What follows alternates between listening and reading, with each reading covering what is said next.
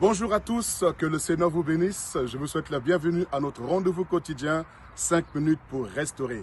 Alors, en ce jour du mardi 1er juillet 2025, je voudrais vous souhaiter à tous la bienvenue dans ce mois de juillet. Que ce mois de juillet accomplisse parfaitement en vous le projet de l'Éternel, le dessein de l'Éternel à votre endroit. Que ce mois de juillet, le bonheur et la grâce vous accompagnent tout au long de ce mois. Que des surprises agréables vous rencontrent durant ce mois. Que le Dieu que je sers avec persévérance vous restaure, vous relève, vous comble et vous amène dans l'épanouissement au nom de Jésus-Christ. Amen. Alors, nous voulons continuer ce thème que nous avions amorcé depuis hier dans le livre de 1 Roi au chapitre 3 du verset 16 au verset 21 où 2 femmes prostituées se présentent devant le roi et voici que une des femmes a tué son enfant pendant son sommeil et elle a fait échange de bébé parce que l'autre avait préservé son enfant. Alors, nous voulons lire un verset dans ce court passage. On va prendre un verset, le verset 19 plus précisément, pour expliquer la cause du décès ou la cause de la mort de cet enfant. Dans le livre de 1 Roi au chapitre 3, le verset 19. Alors, je voudrais lire pour vous ce matin. Le fils de cette femme est mort pendant la nuit parce qu'elle s'était couchée sur lui.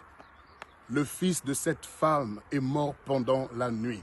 Quelles sont les causes qui ont amené cette femme à tuer par mégarde son enfant? Tout simplement, on dit c'était pendant la nuit. Lorsque la Bible parle de la nuit, on parle des moments sombres de notre histoire, de notre parcours. C'est une période, mais qui ne nous arrange pas forcément. La nuit, c'est le moment où tout est oppressant, où tout est vraiment nul et sans effet, où tout est sombre, tout est obscur, tout est oppressant, tout est douleur, tout est difficulté, tout est challenge. Lorsqu'on parle de la nuit, on parle des épreuves. Lorsqu'on parle de la nuit, on parle de la douleur, on parle des ténèbres en un mot. Et voici que cette femme, pendant qu'elle était dans les ténèbres, dans la période de la nuit, elle va se coucher sur son enfant. Hier, nous avons dit et nous répétons ce matin, ne tue pas ton enfant. Qu'est-ce que ton enfant? Ton enfant, c'est ce que tu enfantes au niveau de tes pensées, comme projet, comme idée, comme relation dans le mariage, relation au niveau de la famille, relation au niveau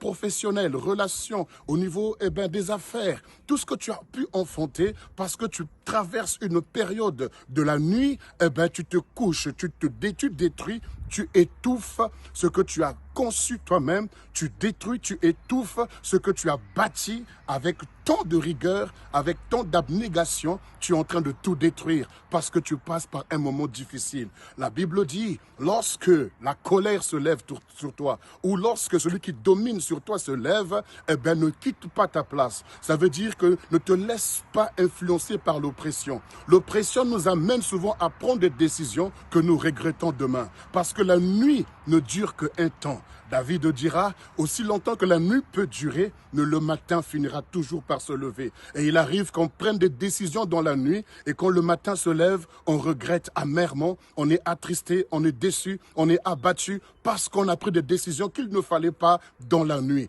On dit souvent que la nuit porte conseil, mais il arrive aussi que la nuit porte de mauvais conseils ou nous pousse à déclarer de mauvaises paroles, à prendre de mauvaises décisions. Ne tue pas ton enfant, n'étouffe pas ton enfant, ne détruis pas ton enfant, ne détruis pas tes projets, ne détruis pas tes affaires, ne détruis pas ton mariage, ne détruis pas ta famille, ne détruis pas ce que tu as conçu, ce que tu as bâti avec tant de douleur à cause de la période de la nuit, à cause de la tristesse par laquelle tu passes, à cause de la peur ou de la culpabilité qui règne en toi ou encore à cause tout simplement d'une déception parce que tu as entendu, tu as vu ou tu as subi quelque chose que tu ne devais pas subir et quand tu es dans cette période de la nuit, ne prends pas de décision à la hâte que tu pourrais regretter au matin. Cette femme, à cause de la nuit, la Bible dit, un peu de sommeil, un peu d'assoupissement, un peu de croiser les bras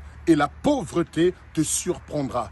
Un homme, une femme qui est pauvre, c'est une personne qui est en manque de quelque chose. Et lorsque tu tues ton enfant, forcément, il y aura un manque de cet enfant. Quand tu tues tes projets, tes affaires, tes relations, eh bien, à un moment donné, ce que tu veux tuer aujourd'hui te manquera. Et quand il y a un manque, tu es dans la pauvreté à cause d'un peu de croiser les bras, un peu d'assoupissement, un peu de sommeil, et la pauvreté te surprendra. Je prie que la pauvreté ne te surprenne pas. Je prie que durant la nuit, tu ne prennes pas des décisions à la hâte. Je prie que durant des temps difficiles, oppressants, accablants, que tu ne te précipites pas à déclarer des choses que tu pourrais regretter au matin. Je prie que dans ce mois de juillet, que tu ne prennes pas des décisions à la hâte, mais que tu prennes le temps de réfléchir, que tu prennes le temps de méditer la parole, que la nuit passe et le matin se lève et que tu prennes de nouvelles décisions. Que le Seigneur te bénisse en ce matin du 1er juillet 2025 et que la grâce de Dieu t'accompagne au nom de Jésus.